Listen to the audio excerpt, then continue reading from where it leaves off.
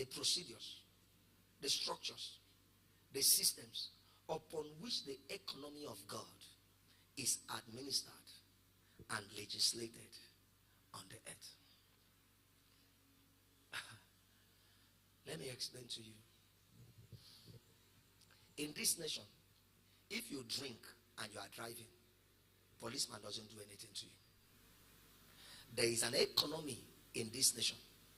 The economy of this nation is decided by the procedures, the policies, the patterns, the structures, the systems operating in this economy.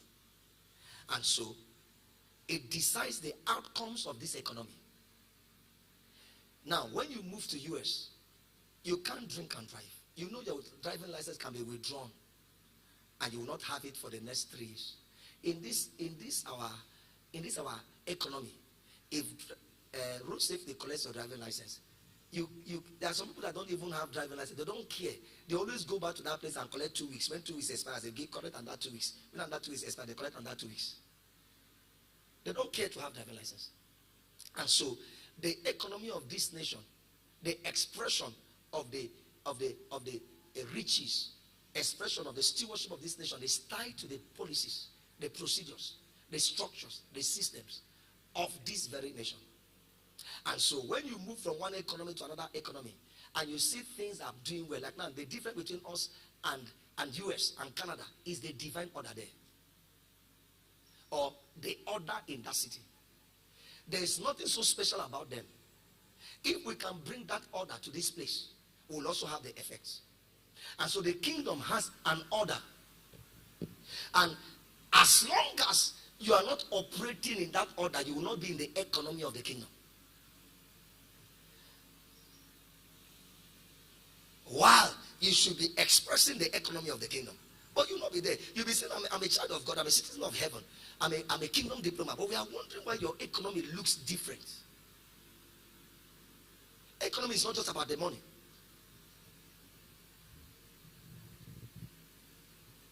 And so there are procedures, there are patterns, there are structures, there are systems upon which the economy of God is legislated and administrated on the earth. Go to Matthew chapter 5. So all those things sums up what we call the righteousness of God. Let me paint a picture for you. The two guest speakers that came from Lagos to talk to us, one has 4 girls, one has 2 girls. They don't have sons.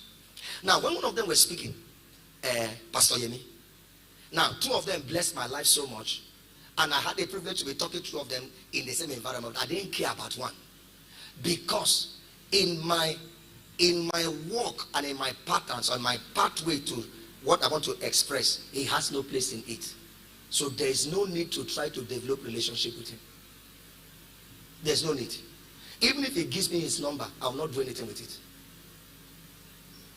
You must understand that there are Johns connected to your life. There are some Elizabeths connected to your life. If there are relationships you must cherish. Like take for instance, this same man that made me, I already had a relationship even before. They were all waiting for Pastor Jerry's, and I knew he would not come. Because I already talked with him, and he said there was weather trouble in Abuja, and he booked for a private jet. There was also issues that he would not come. Before everybody got to know he would not come, I already knew he would not come. Now, when I wanted to build a relationship with Pastor Jerry, in the midst of everything I wanted to do with him, I was saying Pastor Jerry is because he's a friend of Pastor Godman. That through him I will relate with Godman, and from Godman I will relate with Pastor Samadini. The end point is Pastor Samadini. Now, the same man that tried to make as if, I don't know if he thought I was trying to make Pastor Jerry for the first time or what, is not the same man that made me to relate with Pastor Godman. Say, you need to know this man, you need to work, this doing a great work, this kind of man, you need to finish talking. I'm telling you that for a pastor, on a Sunday morning, you are meant to be going to go and preach. You have time to send text message.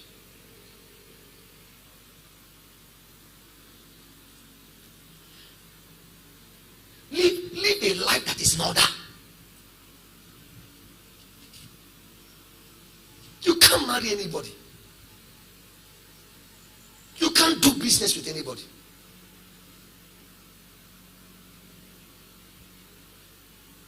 Jonathan is a good man, but went to relate with Saul. That's why he died.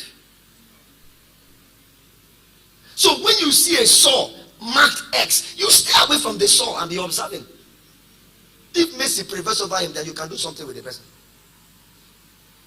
So a good man, Jonathan,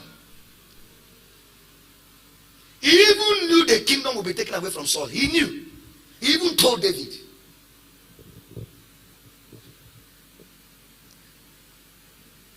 And his father, a night before entering the battlefield, was told clearly he's going to die there with his sons. And Jonathan didn't have that information. If Jonathan had just stick to David and was praying for his father, that would have died the way he died.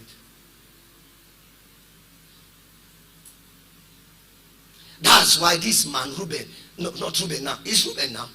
Is it Reuben or Judah? Judah was intelligent enough. Not the other man that gave his first son to a woman. The woman man died, gave the second one, they died, gave the third, died, gave the fourth, died, gave the fifth, and he continued giving till he lost all his sons. This one gave the first one, he died. Gave the second one, he died. No way. I can't give this third one.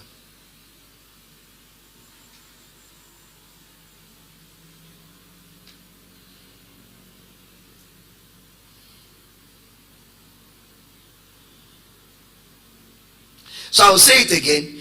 All this now, I was talking about Pastor Yemi. Now, do you know what Pastor Yemi said? And that's exactly what I'm already doing with my in-law. Pastor Yemi said, I give more to my father-in-law that God told me, you don't have a son, don't bother. But all your sons-in-law are going to treat you as if they are your biological sons. Do you know the way I relate with my father-in-law is as if I am his son. He used to call me son. I call him father. I call him daddy. He has taken it that he has one son. And I've come to a point now, me and Pastor Enna, now we send them monthly allowance. Beyond what I'm doing to my father-in-law is because somebody is going to marry my daughter. And because I'm righteous to my father-in-law. Bible said if you don't grow with it when you sow, you will definitely reap. So this man said God told him to do this. And that beyond the spiritual sons he has, that he will not even notice. And as he was speaking, I looked at him. And you see the way he was. I know definitely he's already operating that way. And if he's not operating that way, he's going to start operating that way. That's what is called the righteousness of God. Once you understand the righteousness of God, every other thing men are seeking will start pursuing you. So the Bible said, you don't only seek the kingdom, seek the righteousness of God. The righteousness of God is made up of the procedures, the systems, the structures, the patterns. Yes.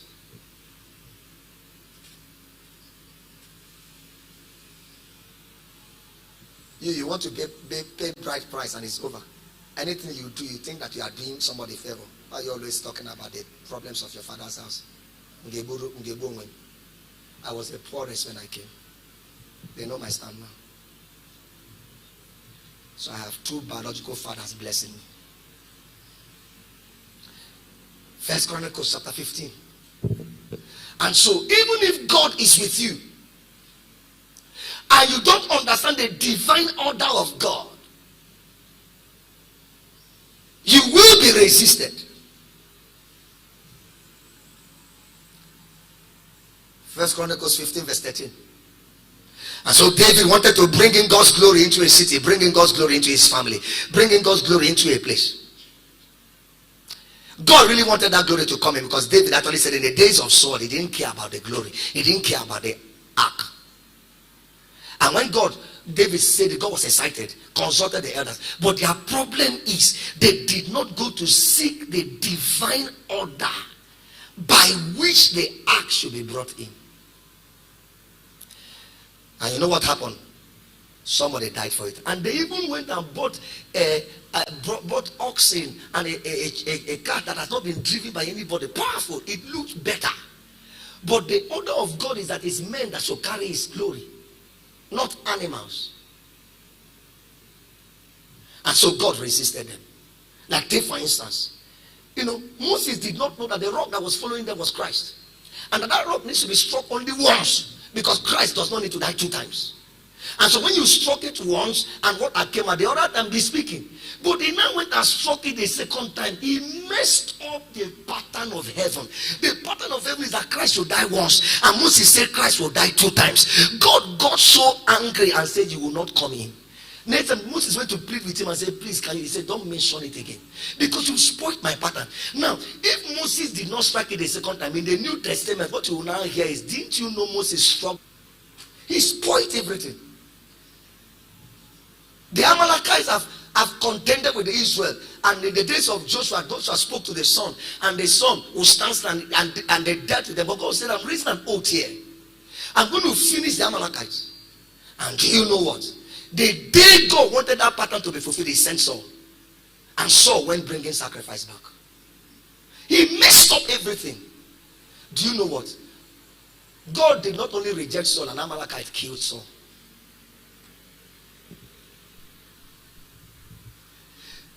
Years back, that's when the first time my pastor started teaching about divine order and the righteousness of God. The righteousness of God on divine order. Because once you understand the divine order, everything in your life will come into order. When Adam stepped out of order, everything around him went out of order. So the civilization of Canada is higher than ours. The civilization of UK is higher than, because their order is also higher.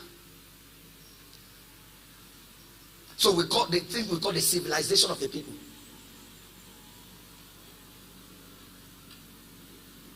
So the civilization of Abuja is higher than Enugu. It's because of the order there. Have you come to 1 Chronicles chapter 15 verse 13? Let's do fast. I said throughout this month we'll be engaging on this. For because you did not do it the first time, the Lord our God broke out against us because we did not consult him about it in the proper order, the right order. But look at verse 26 now? Verse 26. By the time they consulted the divine order and put things in place, do you know what happened? You don't need to pray to God to help you when you are in divine order. You create the economy of God that enables him to just help you. And the Bible said, and when the Lord has now helped the Levites who brought the ark of the covenant, they offered complete praise. 7 is the number of completeness. 7 is the number of perfection. They were able to give a perfect sacrifice, a perfect praise, a perfect worship. And they brought in the ark. Listen to me, my friends. Because I said we're going to do it throughout this month. You don't need to fear tomorrow concerning any area of your life if you understand the divine order of heaven. You don't need to. You will tell people what will happen to your children, they will see it. You will tell people what you will just be telling them, because it is called the technology of aging with. The technology of heaven. And so I'll read one more scripture for you, then we'll flow. I'll just mention the 5. Remember, this is a special service. Definitely you will leave here before 1. And that's when service is meant to end.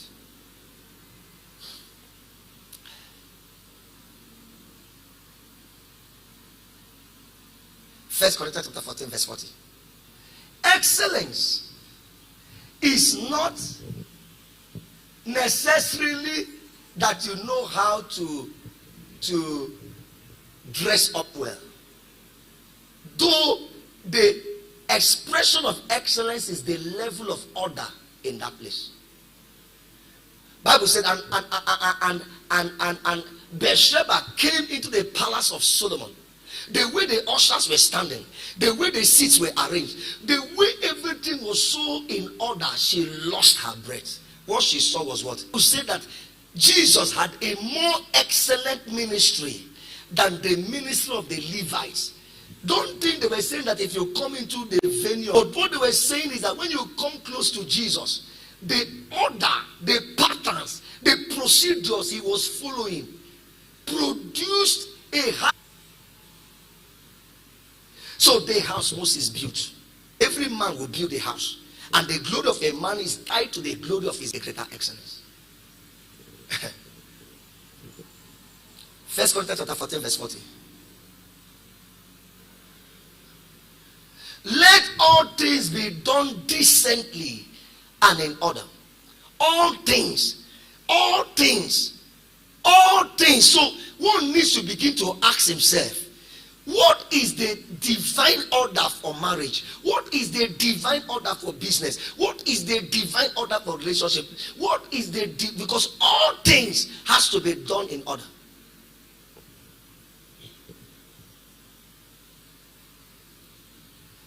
And I have said it again and again.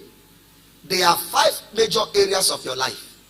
Stop saying, I don't know how my life will turn out. I don't know the confusion around that. Or the 5 that holds a man's life. And once you know the order that follows those 5 areas, your life will be in order in those 5 areas and you'll have an excellent life. And the more you operate the dynamics of that order, the more you rise in excellence. You have an excellent life. And I will say it again, because what we are calculating, even if you are not married now, you may marry between the next 3 years. Even if you don't marry the next 3 years, you will marry 5 years from now, you will marry 6 years from now. You will be so sure how your marriage will be.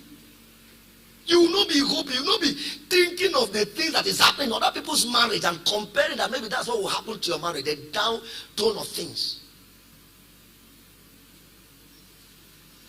Remember what I said, when God returned the message to build Jerusalem up, immediately the man went to build, another man went to teach him the measurements. You found mercy. Don't mess yourself up again. Remember what Uncle Benjamin Dike said that last day. Now we've already obtained mercy. Don't spoil things again. The first major area of your life is your relationship with God and faith, because you're going to use faith to do a lot of things. And if you mess it up, no matter what you gain in time, in eternity, you're going to be ruined. The second is your relationship life. Your relationship life. Your relationship. Some of you have not kept any relationship up to 5 years. How are we going to be sure your marriage will last? Your longest relationship, how long is it? June will be talking about relationships. Your longest relationship, how long is it? And you think you are going to now marry one woman and stay with her for the next 50 years when you've not been able to maintain one relationship for 8 years.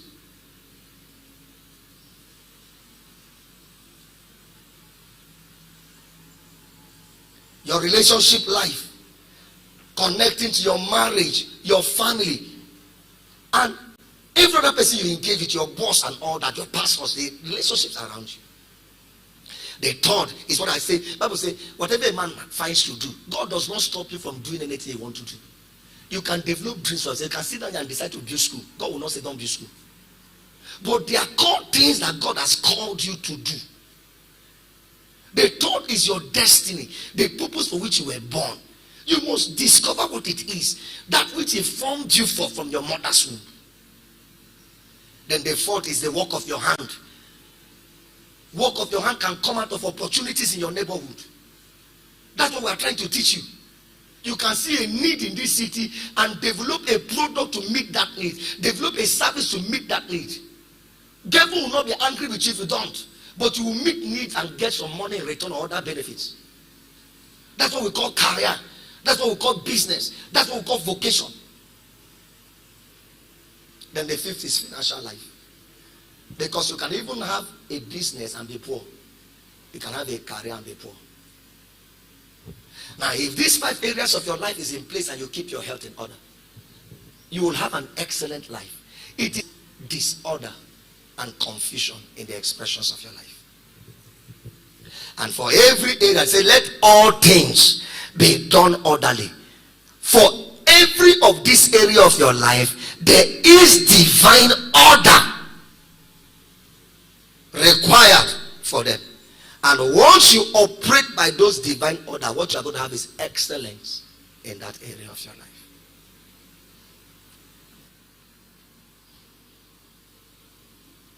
So the Bible says, seek first the kingdom. Turn that Matthew 6 verse 33. Then I will mention the 5 and we'll stop there. Within the month, we'll start discussing them. Matthew 5 verse 33. Is it 5 verse 33? 6 verse 33. Matthew 6 verse 33.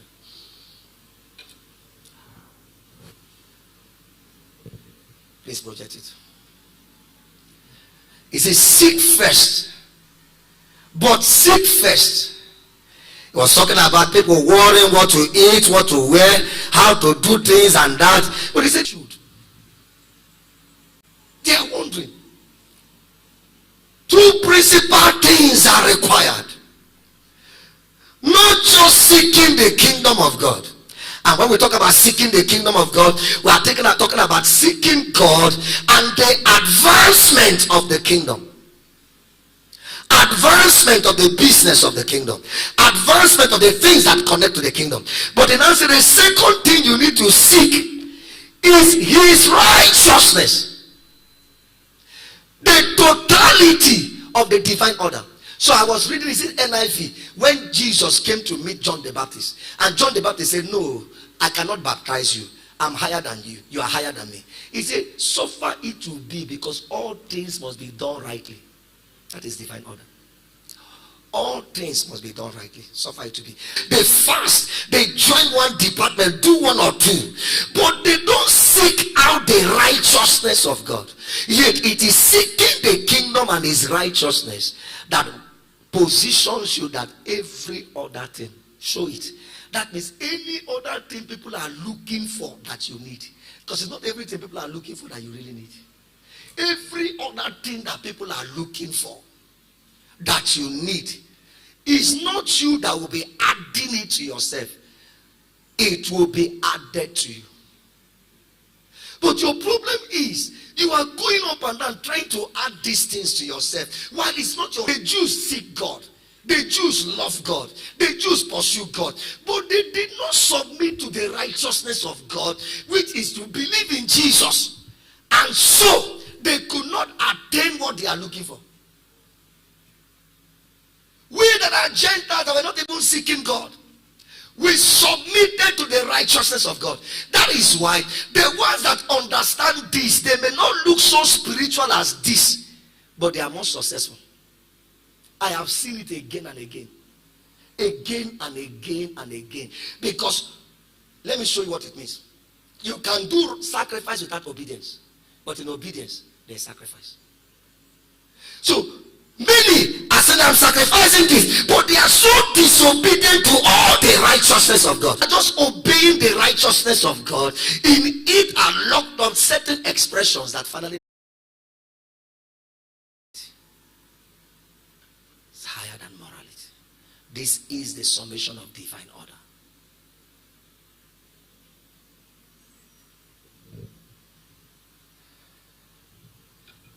We have to stop here. Pick up these 5 things. I will show it to you later. In divine order is one. Patterns.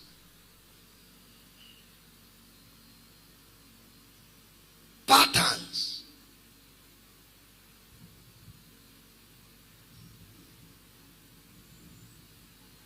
That pattern, you can also call it type.